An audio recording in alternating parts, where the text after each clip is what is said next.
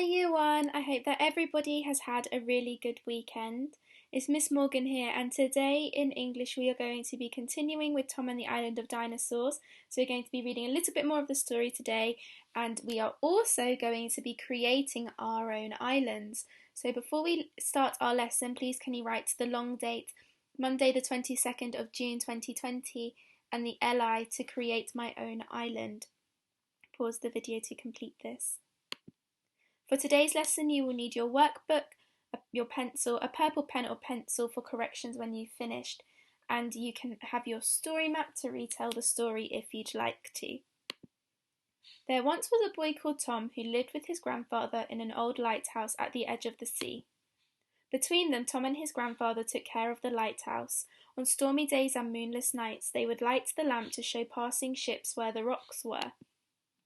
On sunny days they would go fishing together, and Tom's grandfather would tell him wonderful stories of faraway lands and sea monsters.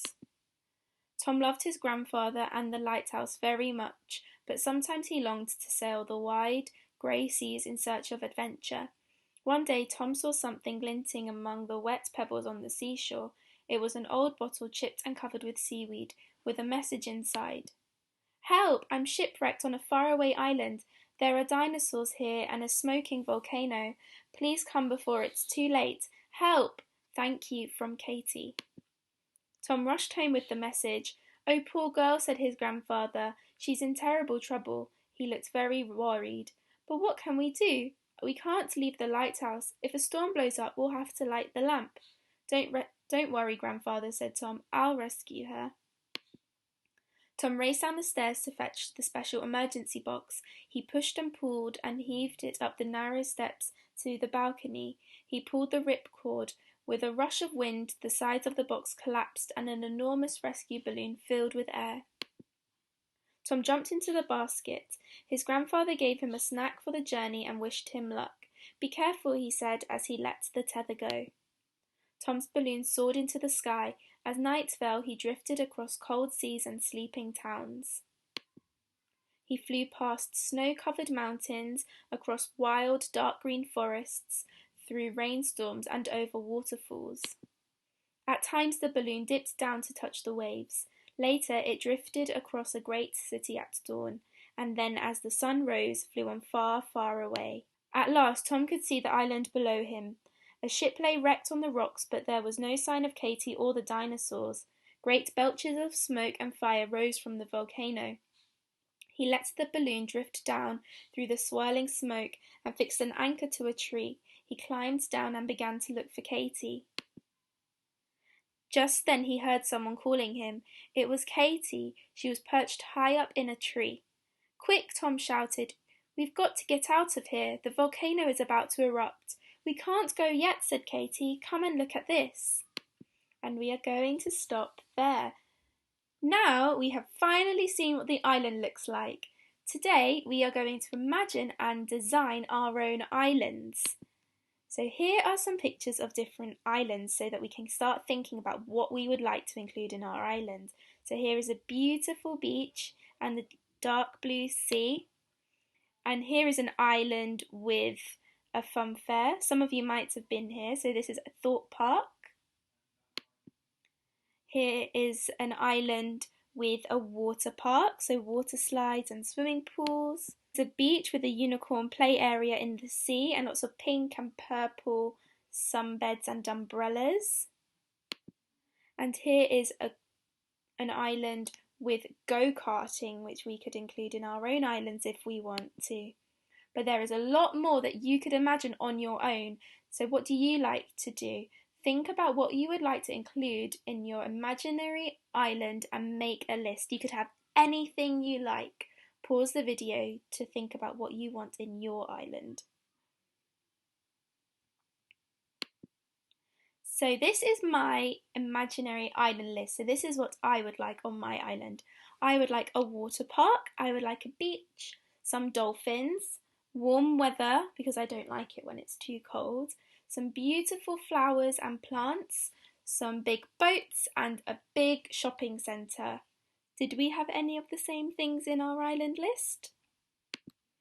So now that you've made your list, please can you draw the things in your list onto this island template, which you can get from the Grange website. Where would everything go? So just draw the things in your list onto the island to show what your island would look like. And here is my island. So I would have it with sunny weather. So in the sky I've got some sunny weather. Then also in the sea I have my huge boat. And I have a shopping centre. I've got my lovely beautiful flowers and tall green trees. I've got my water park and a lovely peaceful beach, and I've also got some dolphins in the sea. So I can't wait to see what your islands look like. Can you choose some things on your island to label with adjectives so that we can know a little bit more about your island? So maybe you've said that you've got a water park, but what is it like inside your water park? What does it look like? Maybe you've said that you've got a beach, but what's the beach like? So for example, I have said the weather will be lovely and the sun will be scorching, so that means that the sun will be very hot. The dolphins will be beautiful, happy and jumping in the deep blue sea, and the boats will be very fast and modern and expensive. So now pause the video to label and describe the things on your island. So here is an example of some writing about my island. My island will be very warm and sunny. I would like to have an exciting, adventurous water park because they are fun and I love swimming. The island will also have lots of beautiful, colourful flowers and colossal green trees because they will make the island look pretty. Finally, my island will have lots of happy, jumping dolphins in the deep blue sea because they are my favourite animal. So there you are able to find out some more about my island. If you are in Mrs. Coker and Miss Thurlow's phonics groups, please can you write some simple sentences to describe your dream island. So you can use the adjectives that you used when you were labelling. So for example, I will have a fun park. I will have lots of red cars. And here are some sentence starters for you. I would like to have, I will have, and the island will be. Pause the video and complete this activity if you are in Mrs. Coker or Miss Thurlow's phonics groups. If you are in my phonics group, please can you write sentences to describe your dream island and use lots of adjectives. For example, my island will have a gorgeous, peaceful beach with lots of delicious ice cream. And here are your sentence starters as well. I would like to have, I will have, and the island will be. You can use those to help you. If you are in Miss Zadie or Mrs. Meta's phonics group, please can you write some sentences to describe your island. Use lots of adjectives, and est words and try to use an exclamation mark. Explain why you want these attractions or items that you had in your list with the word because. So for example, I would like to have lots of happy dolphins in the deep blue sea because they are my favourite animal. And here are some sentence starters for you too. I would like to have, I will have, and the island will be. Pause the video if you are in Miss Zadie and Mrs. Meta's phonics group. Now it is time for our shout outs. Well done to Abbas for a lovely diary from Tom. Well done to Zosha for writing a really good diary entry from Tom with lots of exclamation marks and amazing adjectives. And well done to Sadia for working really hard on her and est words. Remember to send your work to the Year 1 email address and I hope everybody has a good Monday.